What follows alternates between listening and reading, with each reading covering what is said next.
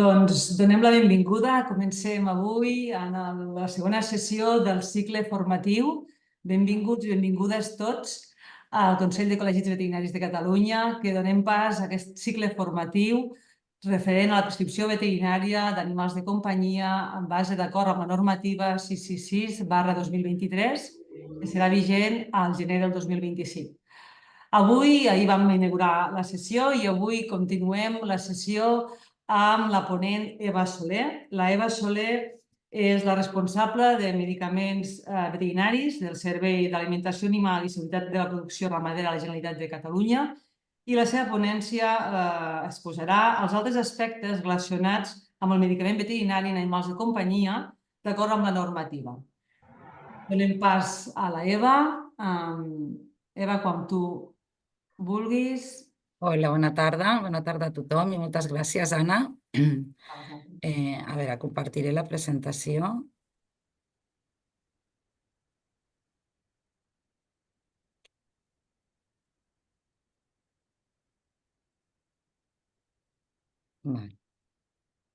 Es veu? Sí, perfecte, Eva. Endavant. Bueno, doncs, primer de tot vull agrair al Consell haver-nos deixat participar en aquest cicle formatiu. Doncs jo faré aquesta segona part d'aquest cicle, que com deia eren les 3 parts. La primera part explicaven el perquè d'aquesta normativa i la part més important d'aquests canvis, que ha estat la prescripció veterinària.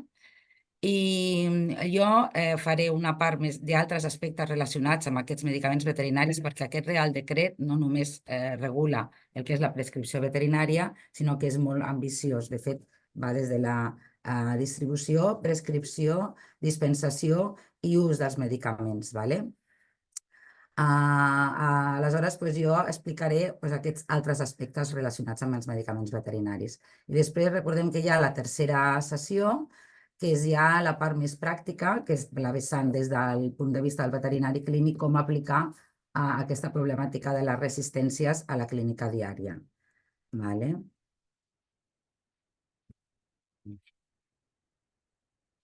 Aleshores, el meu objectiu d'avui és bàsicament resoldre dubtes, perquè quan el Consell va organitzar aquest cicle formatiu, us va demanar quins són els dubtes que teniu i que voleu que siguin resolts durant aquestes xerrades. I vaig veure que hi havia molta part de prescripció, de com fer una bona prescripció, què he de fer per complir amb la normativa. Tota aquesta part ja està resolta en la primera. Hi havia moltes preguntes relacionades amb com puc aplicar això a la meva pràctica diària. Per això ja tindrem la tercera sessió. Però també hi havia preguntes relacionades amb la farmaciola, amb la dispensació, amb la venda, amb la cessió. Hi havia algunes preguntes sobre medicaments en estabularis. I aleshores jo he organitzat aquesta presentació agafant 5 punts que jo per mi crec que són els més importants i que val la pena remarcar. Evidentment, m'he deixat molts altres. Ostres! M'he perdut.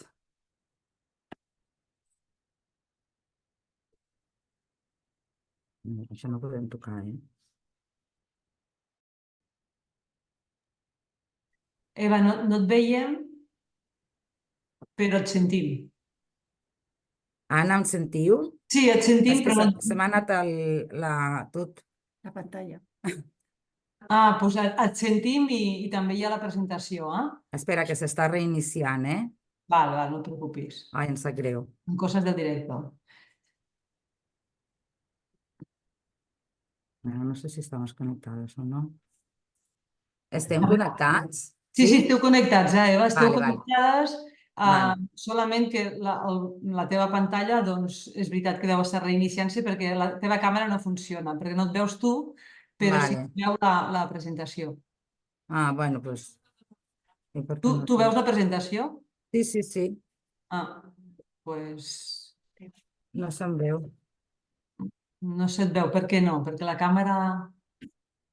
Sí, deu haver fallat això.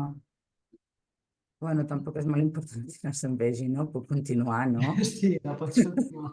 Vale. Em sap greu. Però sí, sí, continua, sí. És que hem tocat una cosa de l'ordinador. I no es fa reiniciar, no. No. Bueno, després ja mirarem de... Val. Bueno, doncs jo el que us vull explicar doncs, en aquesta xerrada són aquests 5 punts, que bàsicament és la xarxa de comercialització dels medicaments veterinaris, la tinença de medicaments veterinaris, les particularitats, en aquest cas d'animals d'experimentació, perquè he vist que hi havia algun veterinari que va haver fet aquestes consultes, declarar i col·laborar en el sistema de farmacovigilància i al final també un punt que ens feu consultes a vegades des del propi Consell o des dels diferents col·legis, que és com fer la comunicació de prescripció excepcional de medicaments veterinaris autoritzats en altres estats membres. La segona part i al final faré un punt perquè és el que més preocupa i és de fet el motiu perquè estiguem aquí fent aquestes presentacions i és en relació a la vigilància del consum d'antibiòtics que ja s'us va explicar en la xerrada d'ahir i amb la importància que tingueu en compte que a partir de gener del 2025 ja s'hauran de comunicar tots els antibiòtics prescrits als animals de companyia. Bé, doncs comencem amb la xarxa de comercialització dels medicaments veterinaris, que és important que l'entengueu, perquè si veureu cada operador què pot fer, què no pot fer, vosaltres d'on podreu subministrar medicaments, etc. I aleshores, si tenim una visió en conjunt de tota la xarxa de comercialització, serà tot més entenedor. Primer, com a introducció, hem de tenir en compte que des que un medicament, des que el laboratori el fabrica o el vol fabricar, fins que s'administra per part del veterinari, pel propietari dels animals, passa per tota una sèrie de fases en què comencen amb la fase preclínica, que és en aquella part on se fan els estudis de seguretat i d'eficàcia d'aquest medicament. Aquests estudis estan autoritzats amb uns procediments d'experimentació animal per la Generalitat, però per un altre departament, en Medi Ambient i Sostenibilitat. I també aquests procediments es realitzen sota unes bones pràctiques de laboratori que també les controlem des del nostre departament o des del Departament de Salut. Un cop el laboratori ja té feta aquesta fase preclínica i ja va amb el seu dossier d'aquests estudis que han sortit favorables, ja passa a la següent fase el medicament d'assajos clínics. Després ja passa a registrar-lo i ja comença el que és la fabricació. Tota aquesta fase depèn de l'Agència Espanyola del Medicament. No intervenim les comunitats autònomes, sinó que tot és competència de l'Agència Espanyola. Aquest medicament ja el tenim fabricat i ja el podem posar en el mercat. Es comercialitza ja sigui primer a nivell majorista i després ja a nivell minorista i aquí tornem a entrar les comunitats autònomes, en el nostre cas o el Departament de Salut o el nostre departament. I aquí fem actuacions d'autorització i de registre de tots els operadors que intervenen en aquesta fase, de distribució, de dispensació i de venda. Un cop ja se comercialitza, aquest medicament ja arriba al client final, que diguéssim que és el que administra o utilitza aquest medicament, i ja sí que, com parlem de medicaments veterinaris, és el nostre departament. I aquí també nosaltres fem actuacions com de registre de la farmaciola, d'aquestes prescripcions excepcionals, etc. Ara ens enfocarem en aquesta banda de la comercialització, tot i que vosaltres esteu aquí en el que és l'administració i la prescripció. Primer vull que entengueu una mica tot el que és la comercialització del medicament. Aquí tenim com una mena d'esquema i així veiem totes les fases, des del que és la fabricació, que qui el fabrica, el laboratori fabricant o importador, perquè no tots els medicaments es fabriquen aquí a Espanya, es poden importar, o bé del TAC. El TAC que diem és el titular d'autorització de comercialització. Aquest és el laboratori, després passa a la fase de distribució, que la pot realitzar, evidentment, el laboratori dels seus medicaments, o bé uns magatzems, que és la figura més normal, un magatzem de distribució que té medicaments de diferents laboratoris. Després d'aquesta fase de distribució ja ve la fase de dispensació i de venda. Quines figures poden fer aquesta dispensació? Doncs tenim els centres de dispensació, que és el que diem la comercialització, la fase minorista. I tenim dues figures, les comercials detallistes de medicaments veterinaris i les oficines de farmàcia. Les farmàcies identificades amb la creu verda i nosaltres tenim la vertiente de veterinària de les farmàcies d'Humana, que són les comercials detallistes de medicaments veterinaris i estan identificades amb la creu blava. Ara bé, això sí que és diferent d'Humana, i és que en veterinària tenim aquesta particularitat, que és perquè, ja us ho van explicar també ahir, que per pressió del sector i també per afavorir que el propietari de l'animal pugui comprar aquests medicaments que no requereixen prescripció, es va acceptar que aquests medicaments es puguin vendre per altres canals que diem de venda, el que li diem el quart canal. Ja no és ni la distribució, ni la comercial detallista, ni la farmàcia, és el quart canal. Però aquests només són medicaments que no requereixen prescripció. Aquestes són les figures que fan dispensació i venda de medicaments. Després, què tenim? La figura del veterinari.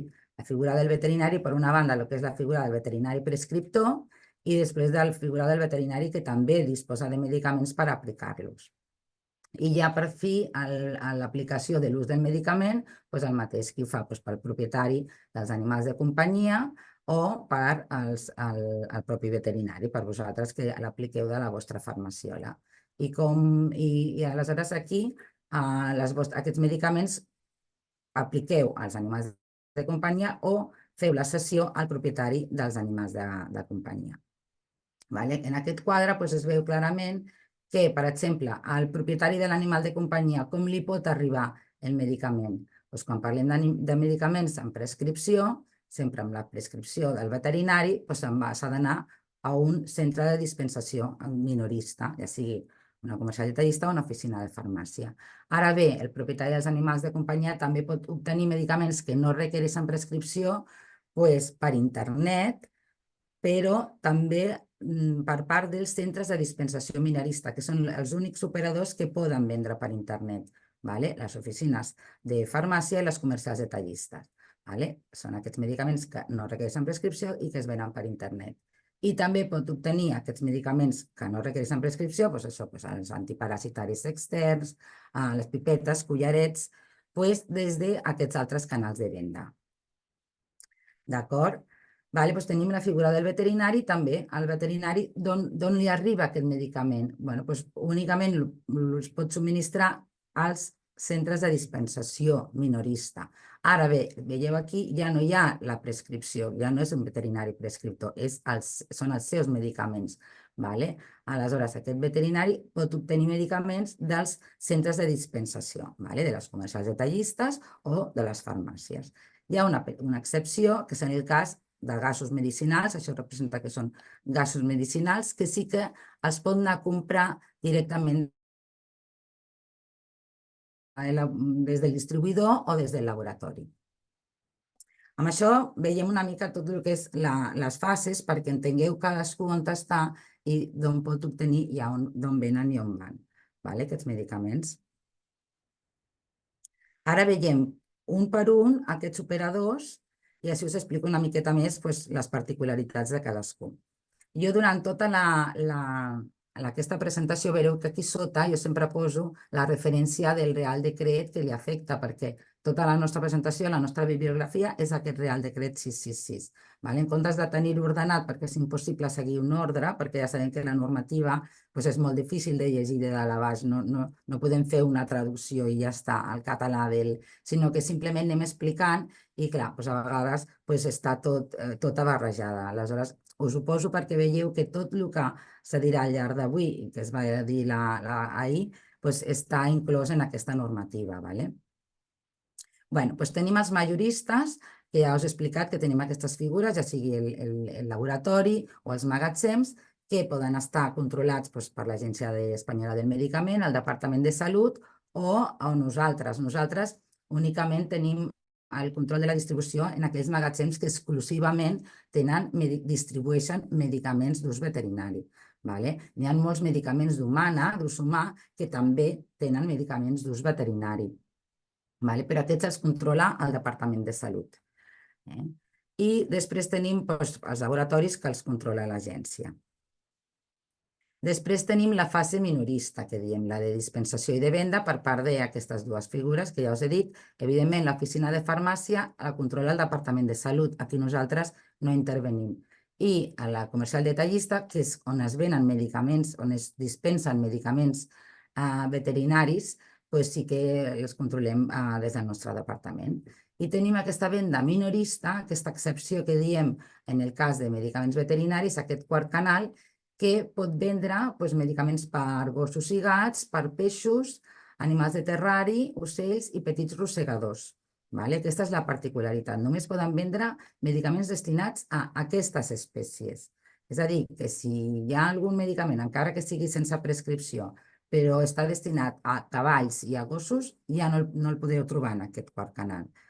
Només espècies destinades a aquests animals i medicaments que no requereixen prescripció. Què us vull comentar d'aquí? Que només aquestes dues figures són les que poden subministrar als veterinaris clínics medicaments, excepte el que us he comentat dels gasos, que sí que poden venir d'aquí. I aquestes dues figures són les úniques que poden vendre per internet. Venen per internet medicaments que no requereixen prescripció, però són aquestes dues figures. És a dir, perquè ho entengueu, un altre canal no pot vendre, o un distribuïdor no pot vendre per internet. Només s'ha restringit aquí, i evidentment només medicaments que no requereixen prescripció. Aleshores, per què us explico tot això? Perquè tingueu en compte que cada operador està sotmès sempre a una autorització per part d'aquestes autoritats competents que el controlen. Normalment s'emet una resolució, o bé, en cas de comunicació, en els altres canals no fem una autorització, no ens han de sol·licitar l'autorització, presentar una memòria, fem una visita prèvia i una resolució per part de la directora general. Aquests centres únicament ens comuniquen que fan aquesta activitat i nosaltres els registrem en una base de dades. Però aquests sí que estan sotmesos a autorització. Què vull dir amb això? Que tots allà on trobem medicaments veterinaris han d'estar autoritzats o registrats o han d'estar per mantenir la traçabilitat al llarg de tota la xarxa de distribució fins a arribar a l'ús d'aquest medicament. Quantes comercials detallistes tenim autoritzades? Evidentment, farmàcies, ja ho sabem, les farmàcies les controla el Departament de Salut. Tenim, en tots els pobles hi ha una farmàcia, a Barcelona o a les ciutats hi ha una farmàcia a cada cantonada. Comercials detallistes, tenim tot el catàleg del que és del web del Ministeri, on estan totes les comercials detallistes autoritzades a Espanya. Nosaltres també, en el nostre web del departament, tenim el llistat de totes les comercials detallistes autoritzades a Catalunya, perquè les autoritzem des del nostre departament. Perquè jo ho poso això perquè tinc una idea que, clar, actualment hi ha 167 centres autoritzats. Què passa? Que això, la majoria, per exemple, estan a Lleida. Per què? Perquè aquests centres inicialment sempre es donaven d'alta per poder dispensar medicaments d'ús per animals productors d'aliments. Clar, aquí és on hi havia molta cabanya ramadera i és on principalment hi ha moltes comercials detallistes autoritzades. Ara, amb el boom del petit animal, sí que és cert que hem vist que aquí a Barcelona han incrementat molt l'autorització la sol·licitud d'autorització de comercials detallistes exclusivament per animals de companyia. Jo crec que això cada vegada va més. Que tingueu en compte. Aleshores, al llarg d'aquestes diapositives que us he posat, intento sempre parlar amb unes definicions que estan, aquests conceptes que ja estan definits a la normativa, perquè entenguem que l'article d'aquest Real Decret ja defineix una sèrie de conceptes que abans no estaven definits, i això és la terminologia que utilitza la normativa al llarg de tot el Real Decret. I m'agradaria dir-la com són aquestes definicions perquè entengueu vosaltres després les activitats que podeu fer i no podeu fer. El Real Decret defineix el que és la dispensació, que diu que és l'acte professional per qual es ven al por menor medicaments veterinaris subjectes a prescripció als propietaris dels animals. D'acord? Per tant, ja defineix què és una venda minorista de medicaments subjectes a prescripció. Per tant, quan parlem de venda, doncs sempre parlem de medicaments no subjectes a prescripció. Ja tenim aquesta definició que abans no hi era a la normativa. També deixa molt clar el que és el subministrament, que és el procés mitjançant el qual el veterinari obté els medicaments per al seu ús durant el seu exercici clínic. Vosaltres no compreu els medicaments, perquè és que realment a vegades no els compreu vosaltres. A vosaltres se us subministren medicaments. És aquests matices, aquesta manera de parlar que té el Ministeri, que té la normativa i que és important d'entendre perquè així entendrem els conceptes. I després, el més novedós en el sentit que tampoc estava definit, tot i que tota la vida s'ha parlat, vull dir, a la normativa ja existia aquesta paraula, però no estava definida, que és la cessió. La cessió ja posa que és l'entrega sense ànim de lucre de medicaments pel veterinari al propietari dels animals i defineix inclús la finalitat, que és continuar el tractament quan aquesta continuïtat està compromesa.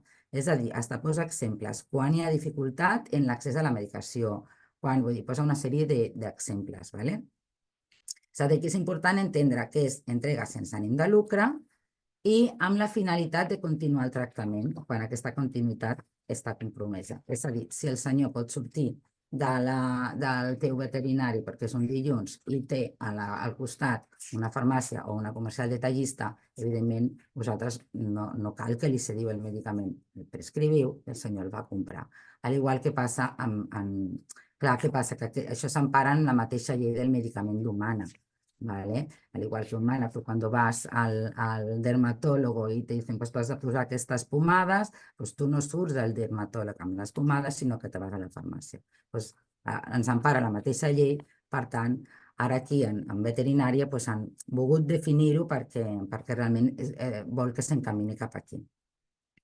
Això, clar, no pot ser en cas de medicaments d'aplicació exclusiva del veterinari. Per aquells medicaments que són d'aplicació exclusiva i només el podeu aplicar vosaltres, no li podeu donar al propietari dels animals perquè el doni als animals, només el podeu aplicar vosaltres.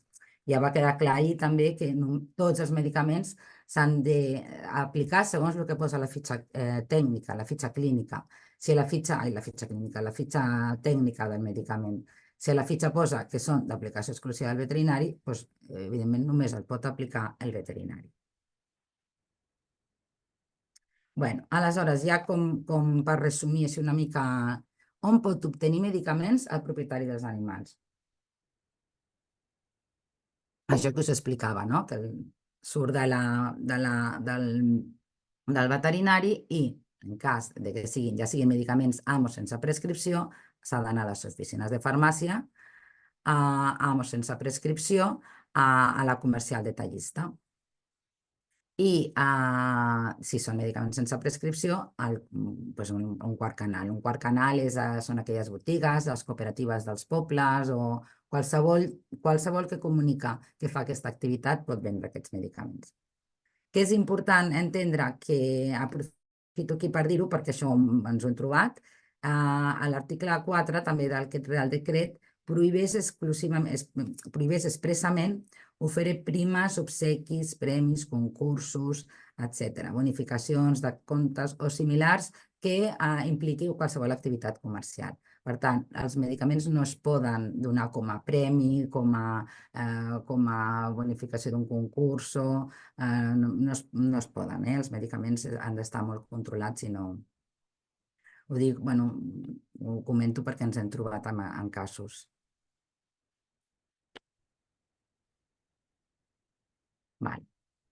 I explico una mica la particularitat de la venda a distància. Per què? Perquè també em trobo amb molts problemes en relació a aquest tipus de venda a distància, que hi ha hagut aquest boom. Ja ho sabeu, qui la pot fer? Ja ho he explicat, oficines de farmàcia i comercials detallistes. Únicament medicaments que no requereixen prescripció. Nosaltres aquí poso el web del departament que tenim, perquè això també ho autoritzem nosaltres, i tenim tota la informació. Què passa? Que, clar, en el tema de webs de medicaments veterinaris, nosaltres només actuem en cas de denúncies, no tenim un plan de control per totes les pàgines web, no? Ara bé, si algú ens denuncia i diu, mira, que s'està venent per internet i un lloc no està regulat, doncs ens ho comunica. Qui té la competència és l'Agència Espanyola, però nosaltres sí que són els que fem els avisos perquè deixin de fer aquesta activitat o que a vegades no tenim més remei que aplicar el procediment sancionador perquè no deixen de fer aquest tipus de venda. Fins i tot a vegades hem hagut de demanar, que això ja us ho dic que és competència de l'agència, el tancament del lloc web. És important entendre que el que és la venda a distància també està regulada. Aquí no l'explico perquè com vosaltres no podeu fer aquest tipus de venda, doncs no us l'explico, però sí que entengueu que està regulat i que està sotmès a control. Nosaltres tenim una sèrie de llistat de comercials detallistes, d'aquestes comercials detallistes que fan aquest tipus de venda perquè també ens ho han de comunicar, o bé totes les oficines de farmàcia que ofereixen aquest servei de venda a distància de medicaments veterinaris, per veure si un lloc, vosaltres o qualsevol pot veure si un lloc és legal perquè té aquest logotip europeu. Això és a nivell de tota Europa. Tota Europa hi ha aquest logotip, aquí a Espanya tenim aquest, però tots els països europeus tenen el mateix logotip, que és, si són medicaments humanes, de color verd i els de medicaments veterinaris de color blau. Entonces, aprofito aquí perquè, mira, l'altre dia vaig rebre una consulta i dic, mira, l'he posat aquí perquè així la llegim una mica i, mira, diu, amb una recepta emplenada es pot anar no només a una farmàcia d'humana, entenc, també a una comercial veterinària o a una farmàcia veterinària que es dispensi allí el medicament legalment. Doncs clar, ara ja, jo entenc que aquesta pregunta és correcta, és a dir, sí, ho entens bé. El que passa que aquí jo vull dir dues coses. Entenc que s'està referint al propietari dels animals. En aquest cas, si el propietari dels animals pot anar a una farmàcia d'humana o a una comercial veterinària. Que també aprofito per comentar que el nom de farmàcia veterinària és una nomenclatura que, si heu vist, nosaltres no li diem així, diem comercial detallista. I de fet els del Departament de Salut no estan d'acord amb aquest nom. La farmàcia són de medicaments d'ús humà i els medicaments d'ús veterinari són comercials detallistes. D'acord? Això és el que diu la normativa. Diu, quan comprem un medicament a la farmàcia per a ús intern, aquí posem com a propietari a nosaltres mateixos, ja us he dit, quan els medicaments a la farmàcia els veterinaris no els han de comprar, no han de fer una recepta, per tant, vosaltres no sou els propietaris. Aquesta no està ben agafat el concepte, espero que ara ja hagueu agafat bé el concepte. Que vosaltres, quan compreu, se us subministra el medicament de les comercials detallistes i el feu amb un full de comanda, que és el que explicaré, que és en relació amb la tinença de medicaments. Ara entrem ja en el segon bloc, que és tinença dels medicaments veterinaris. També està regulat. I què diu la normativa? Diu, el veterinari, en l'àmbit del seu exercici professional, està autoritzat a tenir, transportar, aplicar o administrar medicaments, inclòs els gasos medicinals. I també especifica que ha de destinar aquests medicaments als animals que té, als seus pacients, els animals que té sota la seva cura. També pot cedir aquests medicaments als propietaris dels animals que té sota el seu control, vull dir, als propietaris dels animals, als seus clients, i sempre i quan això no impliqui activitat comercial. Això ho deixa així definit a la normativa.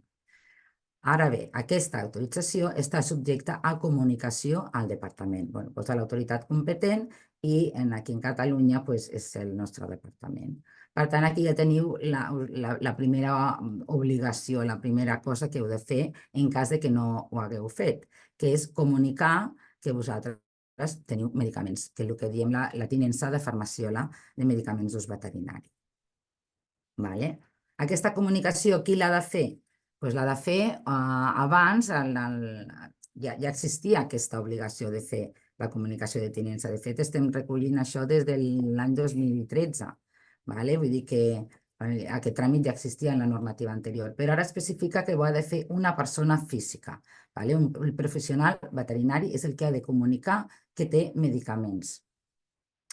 Vale? I abans ho podia fer l'empresa, ho feia l'empresa i no era un professional veterinari. Ara ja especifica que ens ho ha de comunicar el veterinari.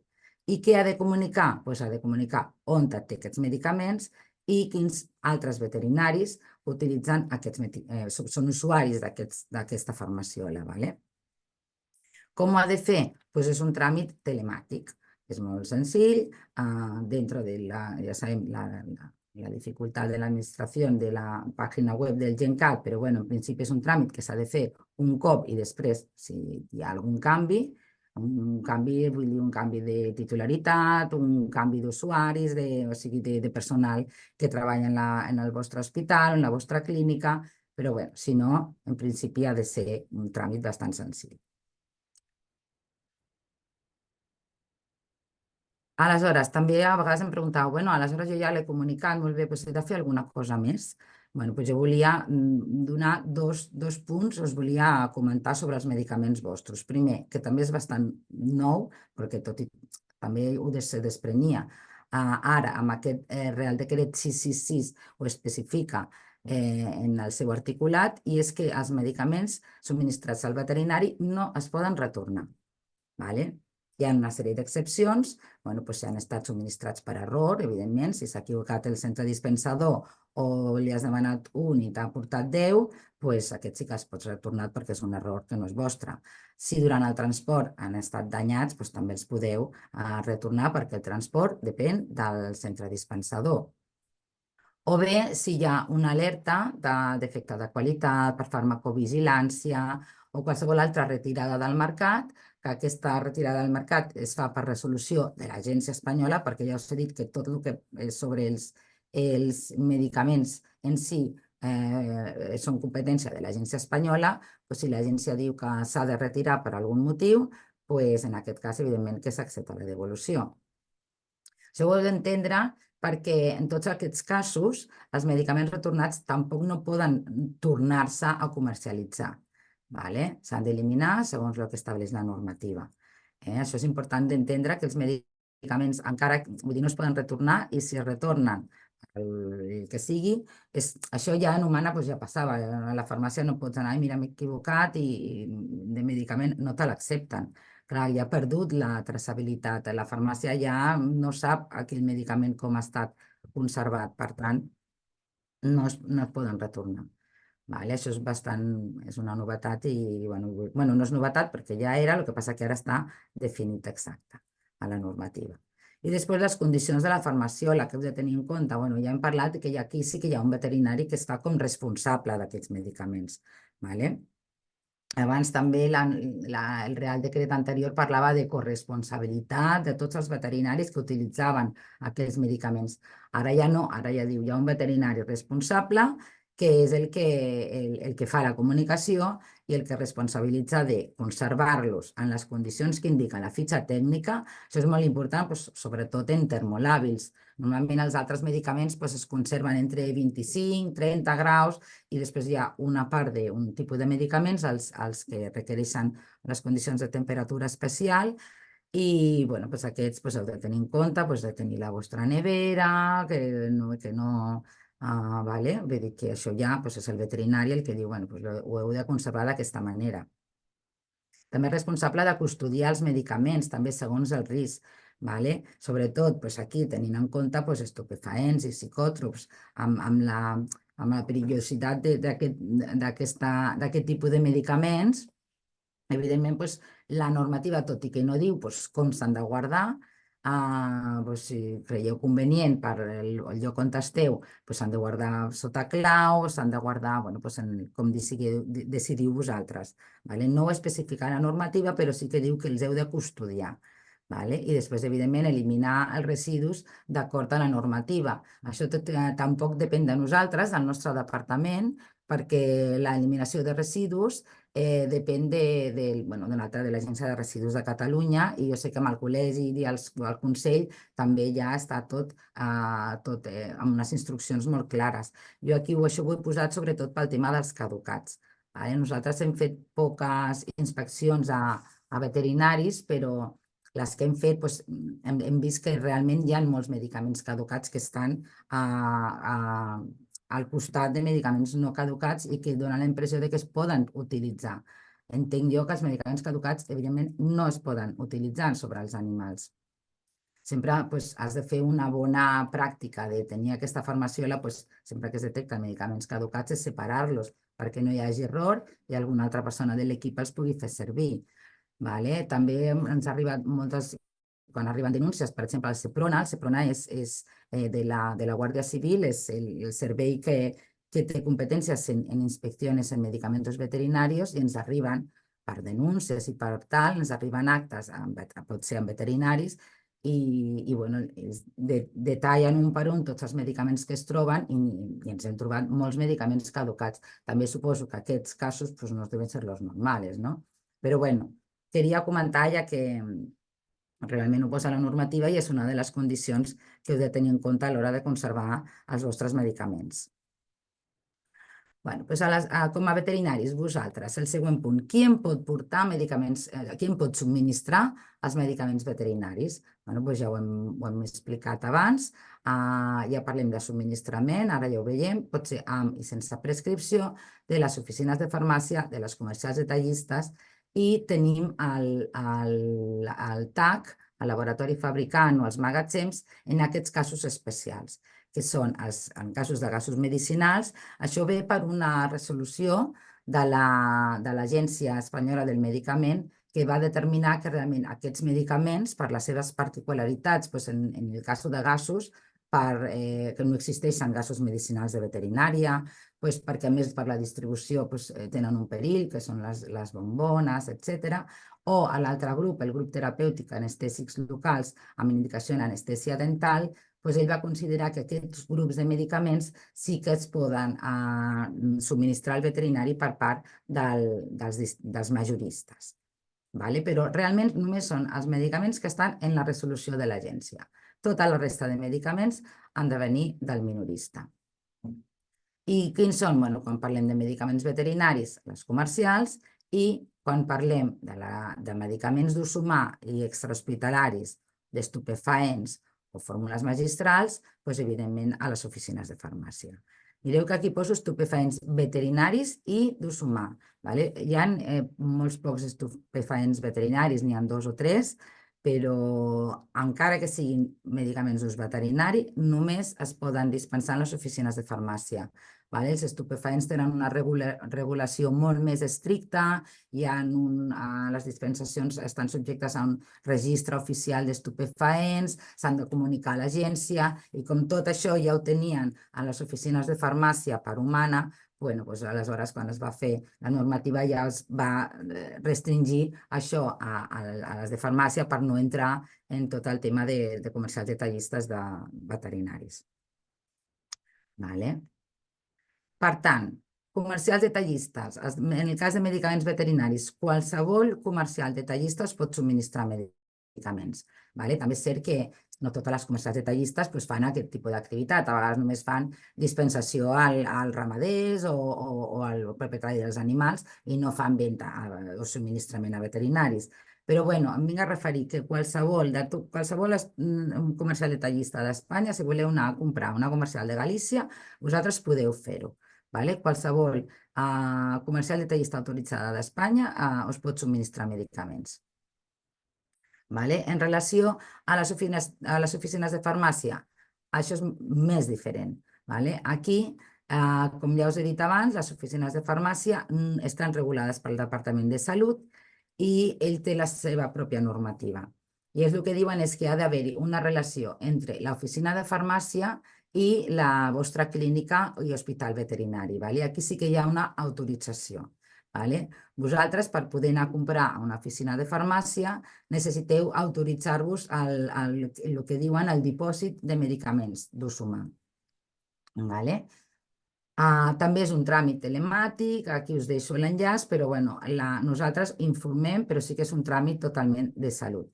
És una miqueta diferent del nostre perquè aquí sí que hi ha una memòria tècnica, heu d'especificar exactament quina farmàcia és i a més aquesta farmàcia ha de ser local, ha de ser exactament no sé com està descrit, però bueno, ha d'estar a prop, ¿vale? No pots anar a subministrar una farmàcia de Madrid.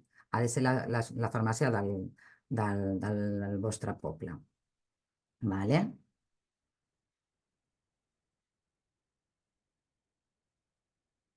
I com adquireixo aquests medicaments? Vale, doncs els adquireixo amb un full de comanda. No s'ha de fer una recepta. Vale? És el que és la pregunta, no? Que dèiem, bueno, i aleshores a la recepta quines dades poso? No, si són medicaments que l'has de fer servir tu, no pots fer una recepta. Tu el que has de fer és un full de comanda. Això sí, és necessari sempre que hi hagi un paper descrit amb els medicaments, amb el teu nom, amb les dades de la teva societat professional, l'adreça, el medicament que vols, els números d'envase, el format, i datat i signat. ¿Vale? És lo que seria com l'equivalent a una receta, però no és una receta perquè aquí no hi ha les dades de l'animal ni les dades del tractament, hi ha les dades del medicament i les vostres. ¿Vale? És el que diem el full de comanda.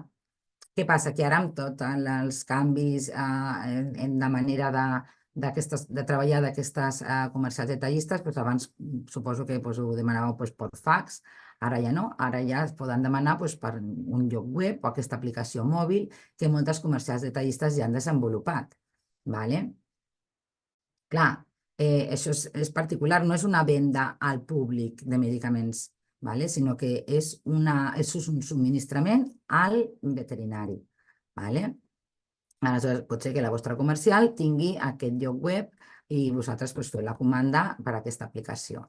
Heu de tenir en compte, bueno, us he posat 3 coses, perquè això no depèn de vosaltres, però sí que, bueno, perquè ho conegueu.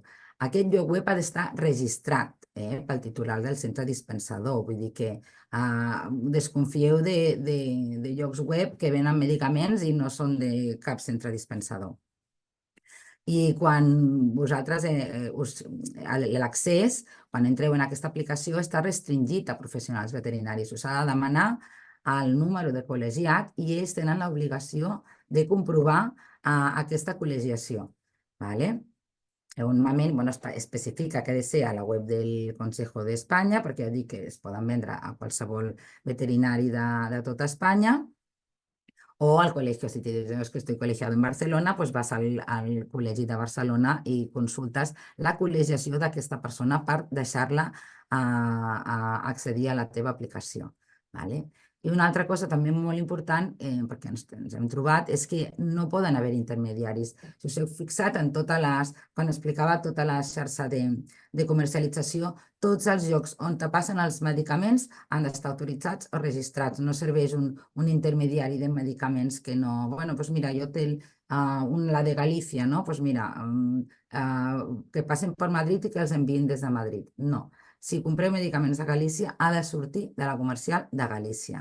No poden haver intermediaris, vull dir, els medicaments han de sortir i arribar de llocs autoritzats. Vale? Vale.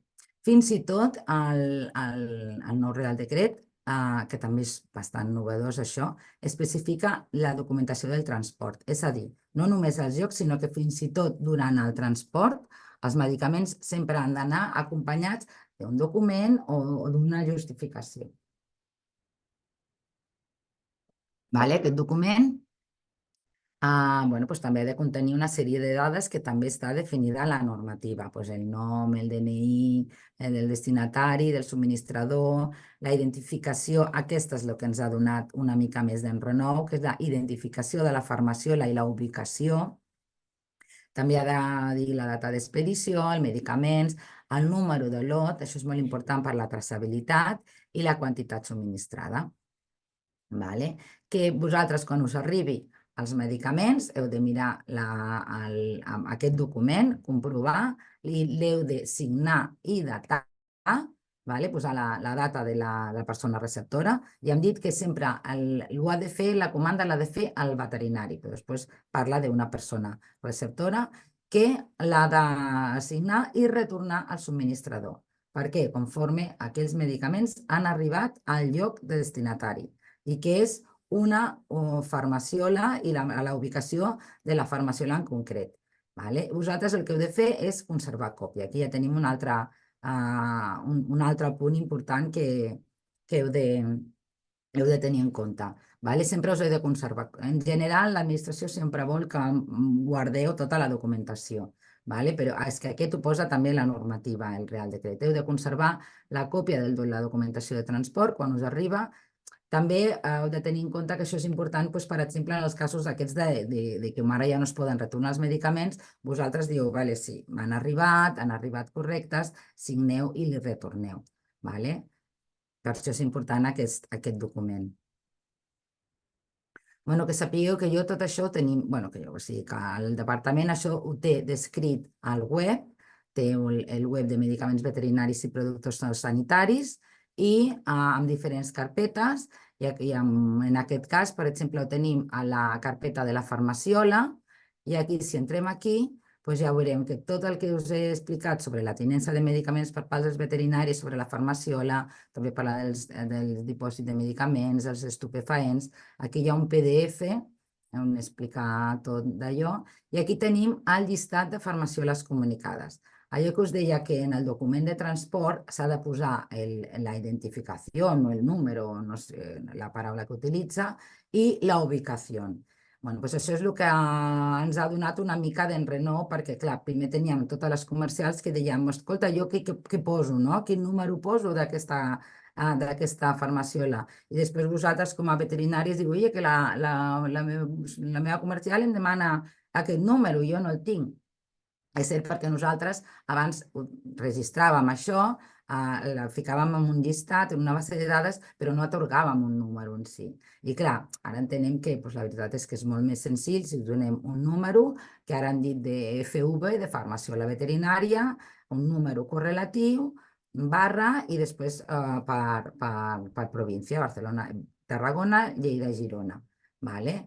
Aleshores, ja cadascú tindrà la ubicació on té medicaments, doncs ja el tindrà amb un número. I aquest número ja serà per sempre. Pot ser que canvi el titular, pot ser que canvi el número dels veterinaris que treballen, però aquell número sempre serà el mateix, perquè nosaltres volem saber on està aquell medicament. Vale? Aquell medicament està al carrer tal i què ens ha passat també? Que clar, bueno, una cosa que us explicava, que abans no havia de ser el veterinari.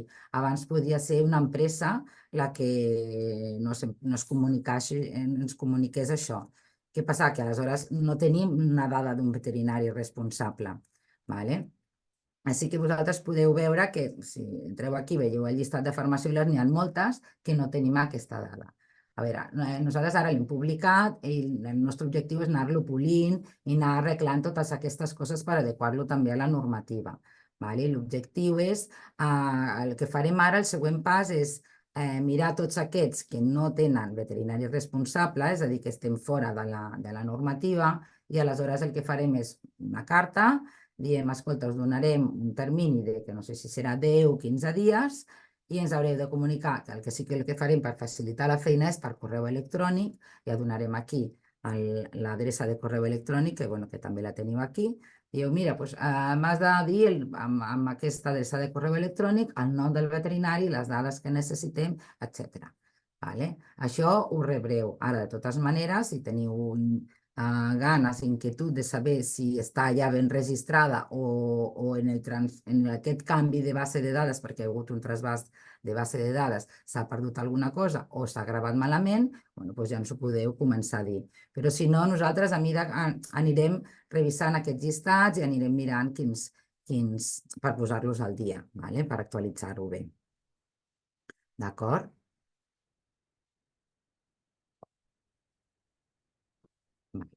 I aleshores jo volia aprofitar per fer aquesta consulta que ens va arribar l'altre dia i dic, vaig aprofitar per posar-la. Sobre el concepte de dispensació en receptes noves.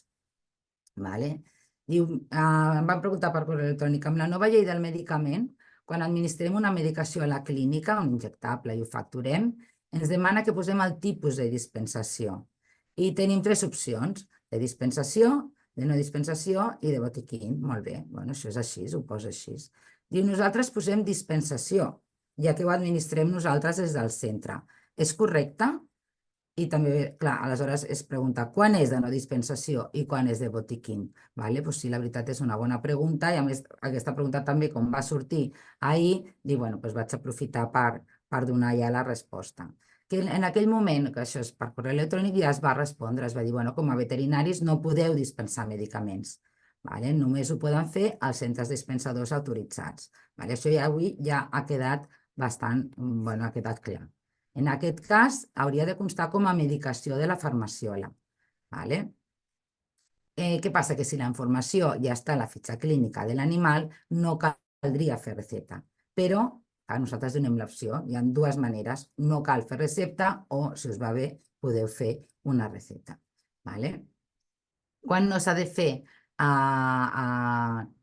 Només hauríeu de fer una recepta quan no administreu el medicament i el propietari... només hauríeu de fer una recepta quan no administreu el medicament, vull dir, no és vostre, sinó que el propietari l'ha d'anar a buscar a una farmàcia o al centre dispensador. En aquest cas, s'ha de fer la recepta. És a dir, tenim aquests 3 casos. Aquí. Tenim 3 casos. El de la dispensació, que tu, com a veterinari, fas la recepta perquè el propietari vagi a comprar el medicament. I després tenim aquesta de no dispensació, que això ha sorgit perquè en animals de producció es dona molt, vosaltres ja ho miraríem, però és que vosaltres feu la recepta, però és que el propietari ja té el medicament, no l'ha de comprar. Ara bé, vosaltres li feu la recepta perquè li voleu indicar la dosis, els dies que ha d'administrar aquest medicament, com l'ha d'administrar, aleshores vosaltres feu aquesta recepta, però no de dispensació perquè no el va a comprar. Quan és això? Perquè quan hi ha medicaments sobrant, tu si has fet una prescripció i d'un medicament el va a comprar, si tu fas una visita i has fet una prescripció i el senyor va comprar un medicament i li sobra la meitat i al cap de 2 setmanes necessita el mateix medicament, el senyor dirà, escolta, que jo tinc el resto d'un medicament sobrant. Evidentment no l'anirà a comprar, però sí que s'ha de prescriure. I després tenim les de farmaciola, de botiquín o que nosaltres li diem la de farmaciola, la recepta de farmaciola, que és quan tu apliques el medicament. En aquest cas, la normativa no obliga a fer recepta, perquè què et diu? Que si totes les dades del tractament estan a la fitxa clínica, no cal fer una recepta. És a dir, que en aquest cas, per exemple, que tenim aquí totes les dades de la recepta, això que ens van explicar l'altre dia. Si nosaltres, quan apuntar aquestes dades a la fitxa clínica, evidentment les dades de l'animal destinatari ja estan a la fitxa clínica. Les dades personals del propietari i les vostres dades són traçables, no cal tornar-ho a apuntar. Heu de mirar les dades que puguin faltar, jo què sé, com podria ser el número de recepta, i ja està, i les dades del tractament, que en principi entenem que vosaltres ja a les fitxes clíniques ja noteu totes aquestes dades. Veus aquestes dades del tractament? Ara ja passem al tercer punt, que és un punt molt curtet perquè són sobre els animals d'experimentació, que sí volia aprofitar per comentar aquesta particularitat que tenen. El Ministeri fa ni un mes va treure aquesta nota interpretativa d'aquest Real Decret. Suposo que, vull dir, clar, és que aquest Real Decret s'ha d'anar treballant una mica. En aquest cas, què va passar? Que en l'article 1 del Real Decret diu que aquest Real Decret no s'aplica als medicaments veterinaris destinats a la investigació Què diu el Ministeri? Diu que en realitat el que volien dir era que no aplica als medicaments que es troben en fase d'investigació i desenvolupament per a la seva autorització. Vale? Si en un estabulari utilitzes medicaments autoritzats, sí que li aplica aquest Real Decret. Vale? Això va ser arrel d'una consulta que van fer diferents comunitats autònomes al Ministeri i van dir, escolta, què passa, els hi aplica o no els hi aplica als centres d'experimentació? Aleshores vam fer una sèrie de reunions, ens vam reunir amb expertos del tema i al final van treure una sèrie de conclusions, que jo resumeixo així com de fàcil. Sí que li aplica en relació a lo que és la farmaciola, és a dir, en aquells centres ha d'haver un veterinari responsable que comuniqui que allà també disposen de medicaments, han de subministrar els medicaments amb un full de comanda i han de complir tots els requisits de la farmaciola. I en cas de medicaments destinats pel tractament terapèutic, o sigui, per tractar aquells animals que estan en el centre, sí que els aplica el Real Decret 666. Ara bé, no aplica per a aquells medicaments destinats a procediments d'experimentació. No només medicaments que estan en aquella fase preclínica, sinó tots els medicaments que s'administren als animals en un procediment d'experimentació, doncs ja no els aplica aquest Real Decret. M'han aprofitat que hi havia aquesta consulta sobre els estabularis per comentar-ho. Després, sempre que hi ha una xerrada que està destinada als veterinaris o als professionals o també als farmacèutics o fins i tot també a vegades als ramaders, parlem sobre la farmacovigilància, per donar una mica d'importància, tot i que de la farmacovigilància no és responsabilitat de les comunitats autònomes, i ha dit que era responsabilitat de l'Agència Espanyola del Medicament. Què és la farmacovigilància? És aquell conjunt d'activitats encaminades a conèixer i avaluar de manera contínua l'eficàcia i la seguretat dels medicaments. Per tant, aquí ja tenim una paraula important, de manera contínua. Ja us he explicat que el primer pas, la primera fase del medicament és la fase preclínica, que es fan aquests estudis d'eficàcia i d'estudis de seguretat, però clar, es fan en aquesta fase i ja està. S'han de continuar treballant l'eficàcia i la seguretat dels medicaments. I per què? Perquè els efectes adversos, que generalment tenen una baixa incidència o que són específics d'una determinada raça o un grup d'animals, només s'observen quan aquests medicaments s'usen àmpliament. Per això és molt important que totes les sospites d'efectes adversos es comuniquen a les autoritats competents. I així es pot fer una avaluació continuada del benefici i risc dels medicaments.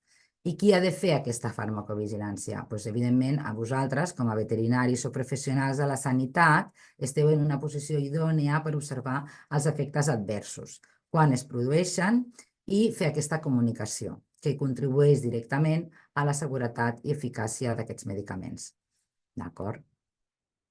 Nosaltres, com a administració, formem part del comitè de farmacovigilància. Jo sé que ja està el butlletí anual de l'any passat, el que passa que com encara no l'han publicat al web, no se l'he pogut mostrar, però bueno, donaré 4 dades realment perquè tingueu en compte, per exemple, i per la distribució d'efectes adversos per espècie, evidentment, els veterinaris que més comuniquen o els medicaments a l'espècie que més comuniquen són en gossos i després en gats.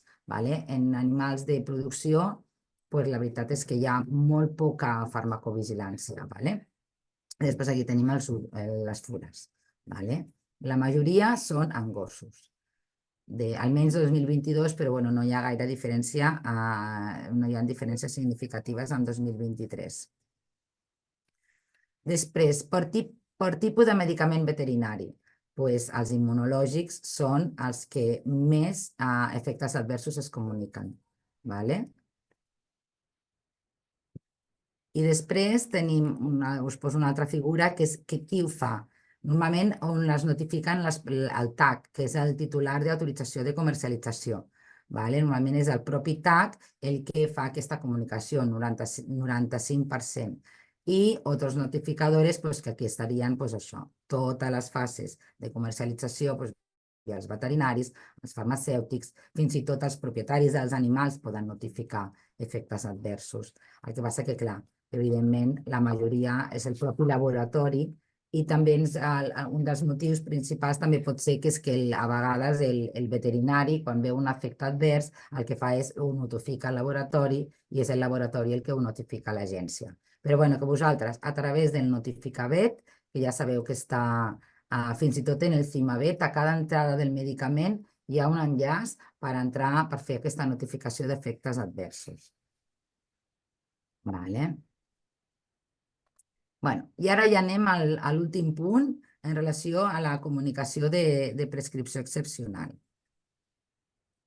Vale? Bueno, això també us ho van explicar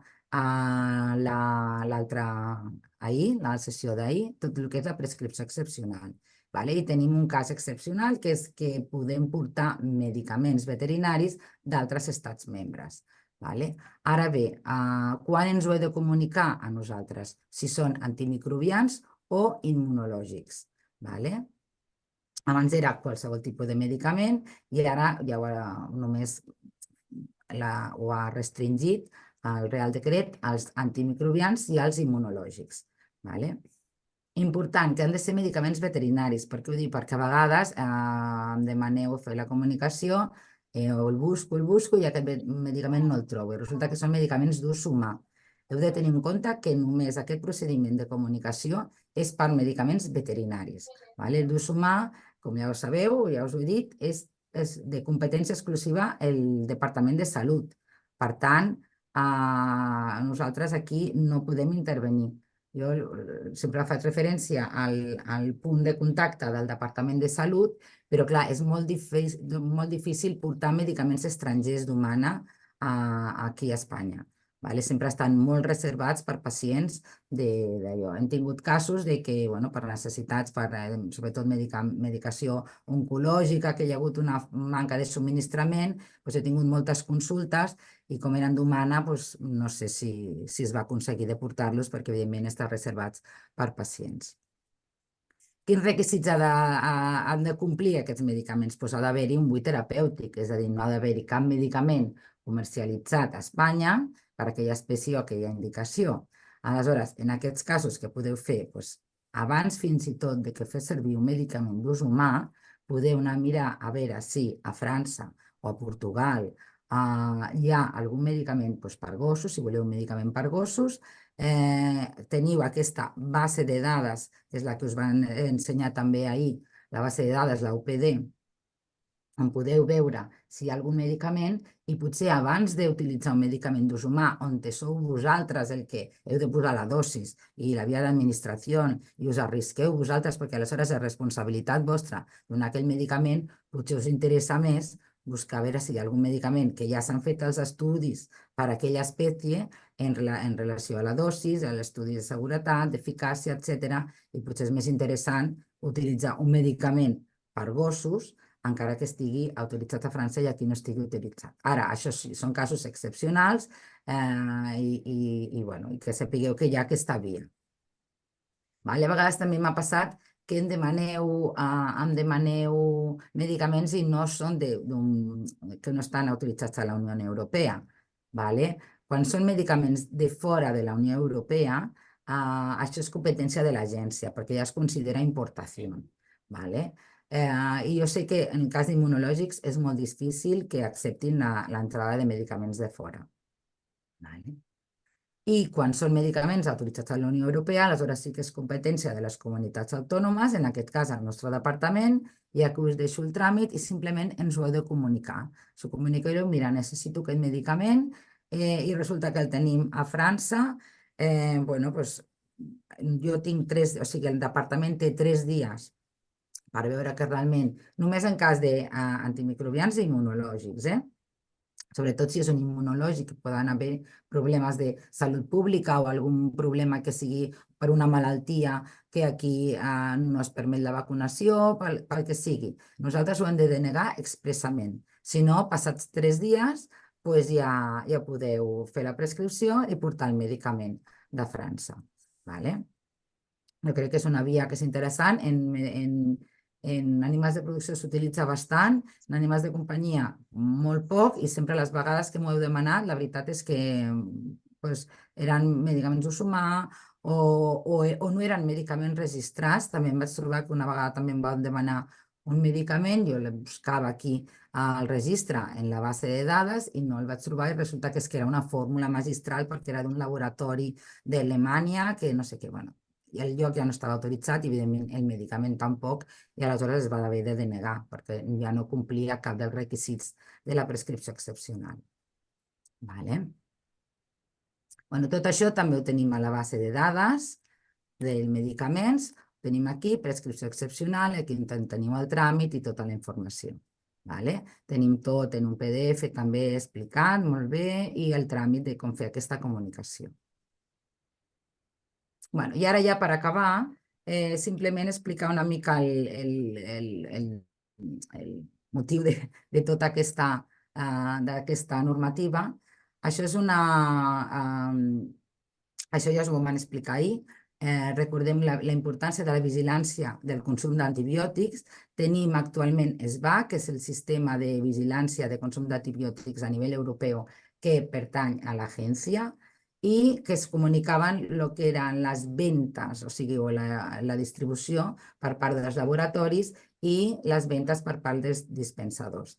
Què passa? Que si realment necessitem saber el consum d'antibiòtics, les dades de les vendes no són les més adients. I què va fer la normativa? Bueno, doncs ja va començar a obligar, per poder recollir les dades de consum d'antibiòtics, a que totes aquelles prescripcions d'antibiòtics destinades als animals de productors d'aliments des del 2 de gener del 2019 s'haguessin de comunicar a les autoritats competents per començar a recollir totes aquestes dades. Què passa? Que és la novetat que a partir del 2 de gener del 2025 també s'hauran de comunicar les destinades als animals de companyia. És una obligació dels veterinaris. Abans us deia que es va recollir a les vendes dels laboratoris o dels dispensadors. En aquest cas és una obligació del que prescriu el veterinari, i ha de ser una comunicació quinzenal, i a més et dona un termini de 15 dies des de la comunicació per si hi ha alguna modificació, algun número equivocat, per eliminar-la, el que sigui. Però cada 15 dies heu de comunicar tots els antibiòtics que heu prescrit. S'ha de fer segons el nomenclàtor, que és aquesta base de dades de l'agència, el CIMAVET, que ja us van explicar ahir també, i s'han de comunicar a la comunitat autònoma on resideix el veterinari. I cada comunitat autònoma estableix el seu sistema de comunicació. Aleshores, nosaltres, al nostre departament, que tenim el GTR, és el nostre sistema informàtic, i el que hem fet és incloure el mòdul de prescripcions veterinàries d'antibiòtics. Així és com està funcionant ara amb els animals de producció i com funcionarà amb els animals de companyia a partir de l'any que ve. Què passa? Que tenim Presvet. Presvet és el sistema informàtic central del Ministeri, que és exclusiu de totes les prescripcions veterinàries d'antibiòtics que recull de tota Espanya. Per què? Perquè nosaltres, a cada comunitat autònoma, volquem aquesta informació a Presvet. Hi ha comunitats autònomes que no tenen el seu sistema de comunicació, i aleshores els veterinaris directament ho volquen a Presvet. Però nosaltres ho fareu a través del GTR. Només dir dues pinzellades. Com es fa això? Hi ha dues maneres. Mitjançant fitxers Excel, que es fa una càrrega manual de l'Excel, on teniu les dades que s'especifiquen ja aquí en el GTR, o mitjançant un servei web, per uns sistemes informàtics. Jo per un servei web, a la meva aplicació ja directament, a mesura que jo faig aquella prescripció, directament es comunica al GTR. Tot això, tal com està ara en animals de producció, ho tenim també definit al web del departament. Aquí tenim, fins i tot a la pàgina principal, ja tenim l'enllaç de transmissió electrònica de dades de prescripcions veterinàries d'antibiòtics. Serà l'equivalent en animals de companyia. Aquest és el portal, aquí teniu el portal GTR, clar, vosaltres teniu l'avantatge en relació amb els vostres companys en l'any 2018, quan van començar. Ara ja tenim molta experiència, ja tenim definit els problemes, tot, vull dir que en principi, si ells ho van poder fer, jo entenem que tots al final aconseguirem fer aquesta comunicació de dades de prescripcions. Aleshores, quina planificació tenim? I sempre amb ajuda del Consell. Vam fer ja el 10 d'abril una reunió i ja vam presentar tot el sistema que utilitzem nosaltres aquí a Catalunya a totes les empreses subministradores del software específic per a la gestió de clíniques veterinàries de petits animals. Ja han fet aquesta feina, ja han fet aquest primer acostament perquè intentar que aquells dos sistemes que feien a través del servei web o a través d'un Excel sigui el més fàcil per vosaltres. Entenem que ara les empreses ja es posaran a treballar. Estem fent aquest cicle formatiu, això també ho vam fer quan vam començar amb els veterinaris d'animals de producció, que són aquestes tres xerrades. Ara ja estem aquí, quedarà pendent el dia 9 de maig la visió del veterinari clínic sobre la prescripció d'antibiòtics i després també farem una formació presencial als 4 col·legis veterinaris. Ara, a vegades aquí els dubtes són difícils, aquí estem és molt difícil interactuar amb vosaltres. Per això us animo a que vingueu a cada col·legi de veterinaris. Les dates encara les he posat, però són provisionals, encara estan pendents de confirmar, el col·legi ja us ho dirà. I aquí serà molt més interessant perquè realment, més que fer la presentació, serà fer dubtes i tenir una mica més d'interacció amb vosaltres. Després farem també una formació específica sobre la comunicació de prescripcions d'antibiòtics. No la podem fer ara perquè encara no tenim aquestes dades exactes de com ho heu de fer, perquè, clar, depenem de Madrid. El Presvet és el GTR.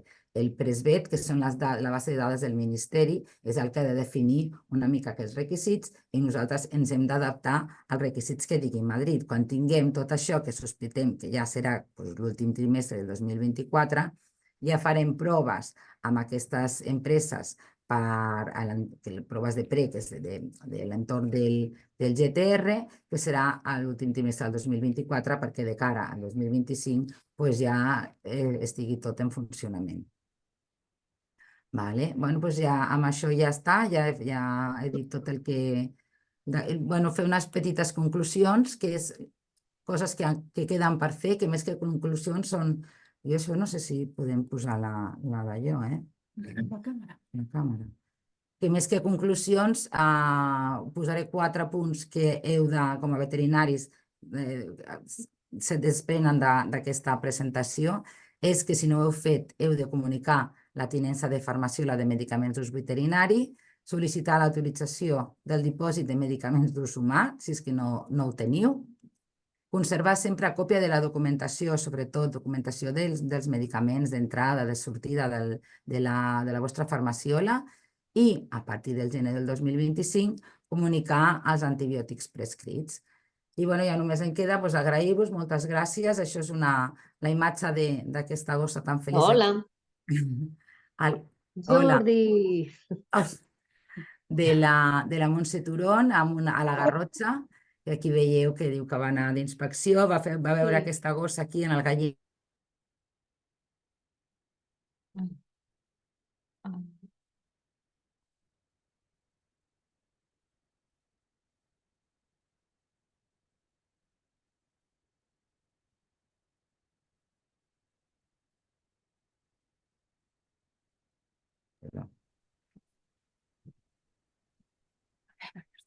Eva, si no se sentia ara, sí. Ja, és que, no sé, m'he quedat ja sense vídeo i sense... No es veu res, no? Bueno, ara arreglem lo de la càmera. Intentem arreglar-lo de la càmera, Anna, Sí, vale? si cas, surt i torna a entrar si vols i t'obre. O com vulguis tu, com... No ho sé. Sense vídeo aquí. Ah, mira. Ara! Oh, bueno, mira, també Por eso dic que estava més pendiente de la presentació. Pues sí, ara ja et Vale, veiem. vale. Bueno, molt Moltes bé. gràcies. Moltes gràcies, Bueno. Eva. Ha estat molt explicativa, molt il·lustrativa amb tota la definició de la feina que s'ha de fer i com s'ha de fer. I també l'important és la part última, una mica els timelines i l'agenda que hi ha prevista. Per tant, us invitem sobretot a tots els col·legiats que pugueu fer aquestes, a nivell presencial, estar en aquestes sessions que s'han convocat a cada col·legi. Són unes dades provisionals, però en breu el col·legi us informarà i tindreu l'oportunitat, no, de tant la Mili Voltes com la Eva estar en aquesta formació i podeu tindre qualsevol dubte.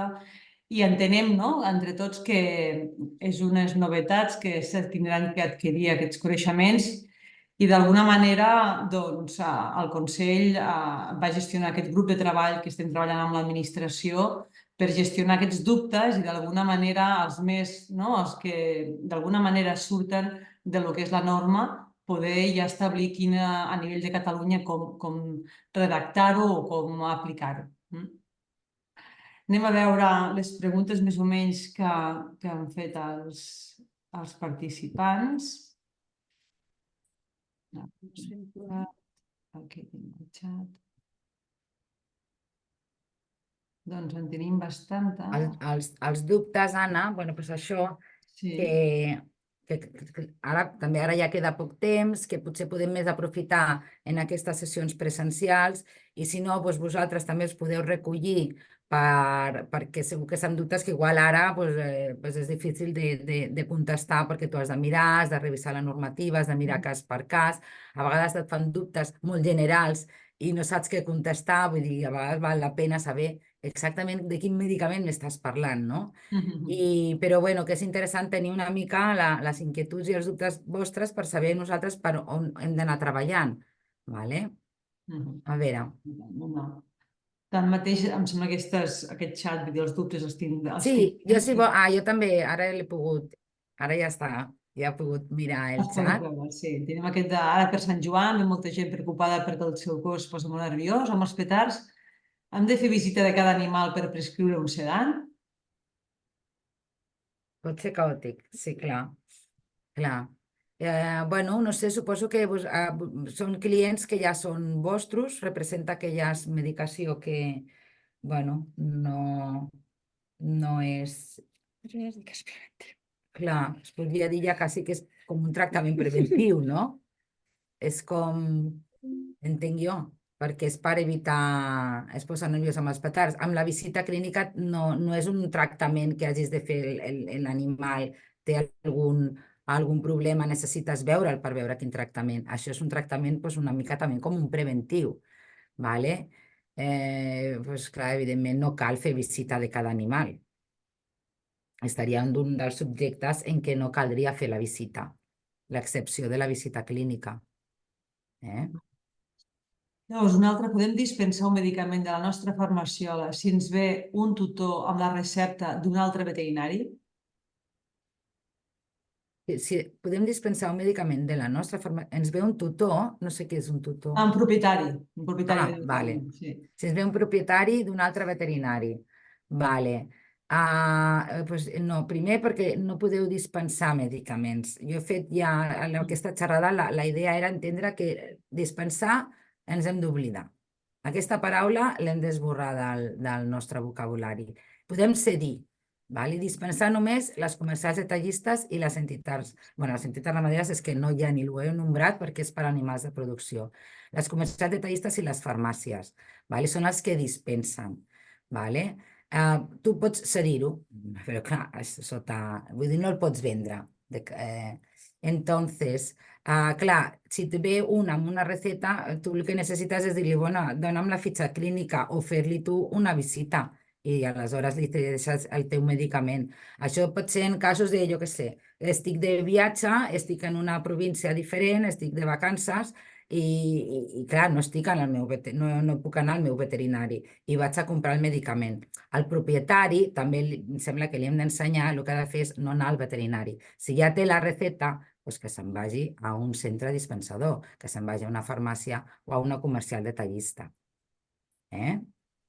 Val, aquí ens preguntem, podem fer la declaració de les prescripcions d'antibiòtics directament? O sigui, sense sistema de gestió, directament enviar l'Excel al departament? Sí. Suposo que hi haurà... Bueno, això s'ha de... Sí, clar, això dependrà de molts casos. Tota aquesta formació, ara jo aquesta part final he tret les presentacions de l'equip, de la companya que va fer la xerrada amb aquestes empreses. Vale? Clar, només he fet la introducció. Vale? Tot el que és la part informàtica i com es treballa amb el GTR i amb aquestes empreses, aquesta informació la donarem de cara a l'últim trimestre, vale? Quan tinguem tot una mica més treballat.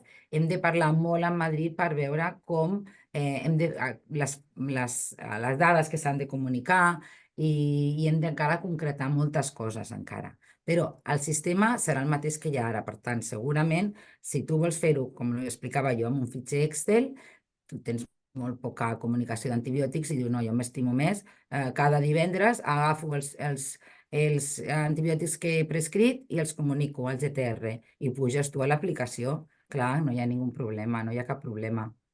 O sigui, aquí per comunicar les prescripcions hi ha tots els nivells, depèn del sistema informàtic que tu tinguis. Des del que comenta l'Eva, que és que tu fas el teu Excel i entres les dades i el carregues al sistema, com quan entres a qualsevol pàgina d'internet i adjuntes un arxiu, doncs també es fa d'aquesta manera, o fins al sistema que tu ja tens un sistema més sofisticat i tu simplement estàs treballant a la clínica i ja és el sistema el que s'encarrega d'anar enviant les prescripcions. A nosaltres ens està bé tant una cosa com l'altra. El que tingueu vosaltres que s'adapti a les vostres circunstàncies. Vale, aquí tenemos un caso de si trabajas unas horas en una tienda de animales como veterinario y no hay botequín, pero los comerciales venden a la tienda todo tipo de medicamentos veterinarios. Porque hay veterinarios. Sí. ¿Yo tengo alguna responsabilidad? Vale. A veure, tu pots treballar unes hores en una botiga d'animals, clar, tu tens el teu consultori, però no hi ha botiquín, això és el que no entenc. Què vol dir que no hi ha botiquín? Perquè, bueno, pot ser que tinguis un consultori i no facis servir cap medicament, i quan tu necessites algun medicament li dius, vaya a la comercial detallista, tu el que fas és le prescrius, perquè si no hi ha botiquín, tu entiendes eso, ¿no? Que no disposan de medicaments. Diu, las comerciales venden a la tienda todo tipo de medicamentos. Entenc que es medicamentos con y sin prescripción. Y yo entiendo aquí que se refereix que és una tienda que no té l'autorització com a comercial detallista. ¿Vale? Bueno, jo tengo alguna responsabilitat.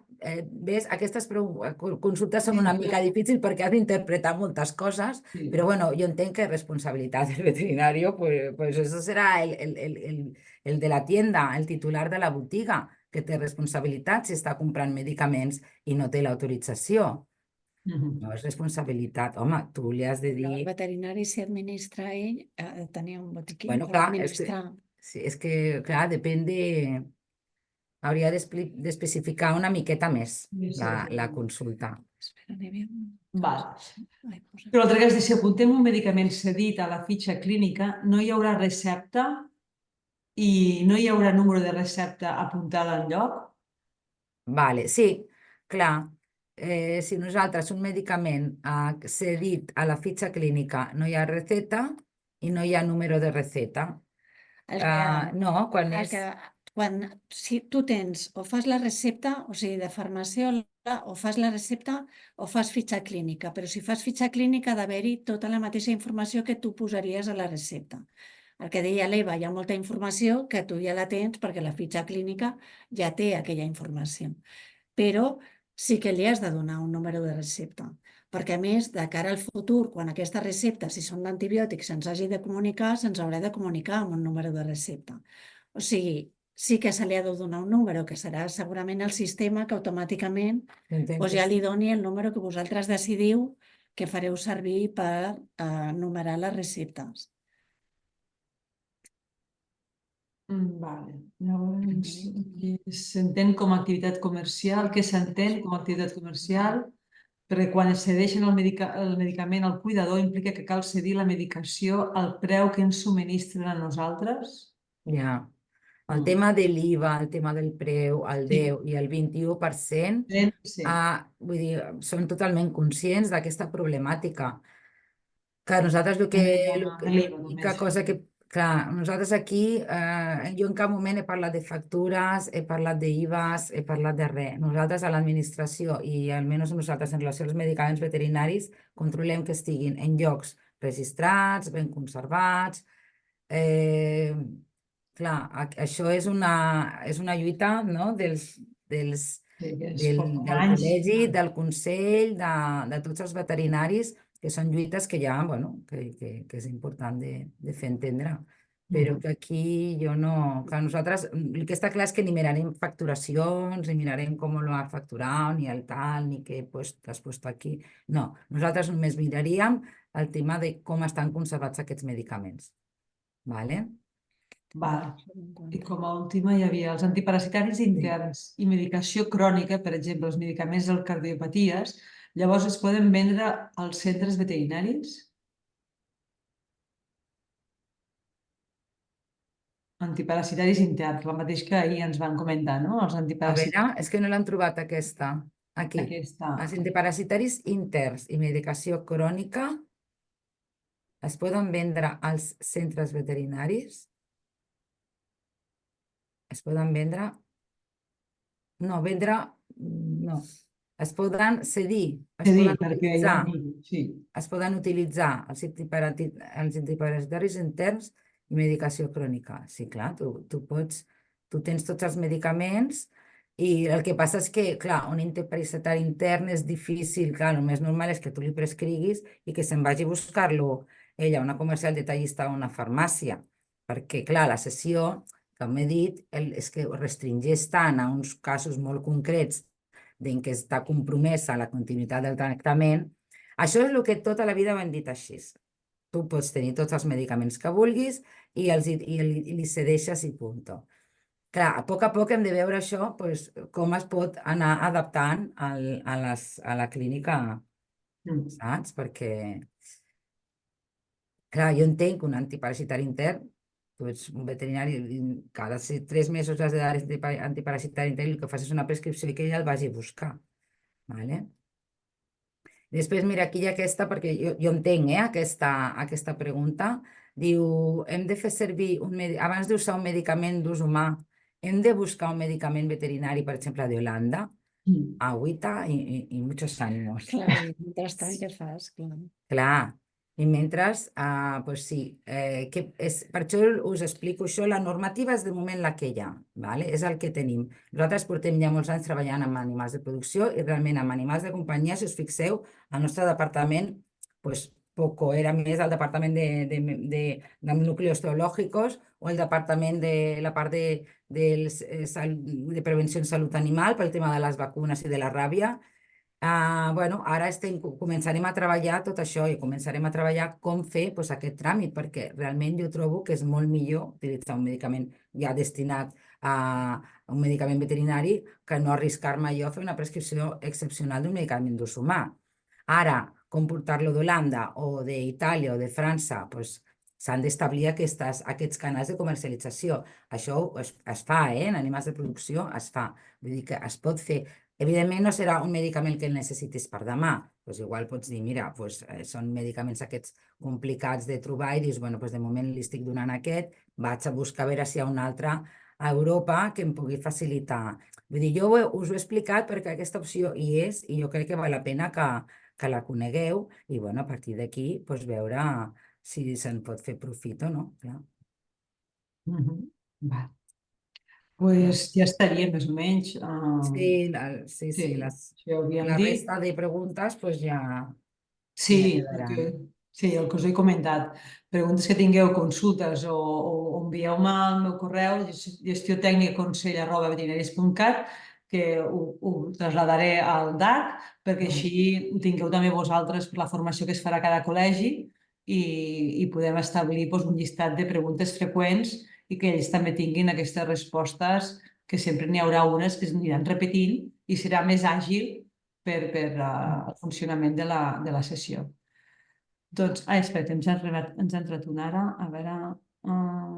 Ui, Uy, aquest és molt llarg. Yo como veterinario tengo un botiquín, pero el de la tienda animal, como va, y lo vende directamente.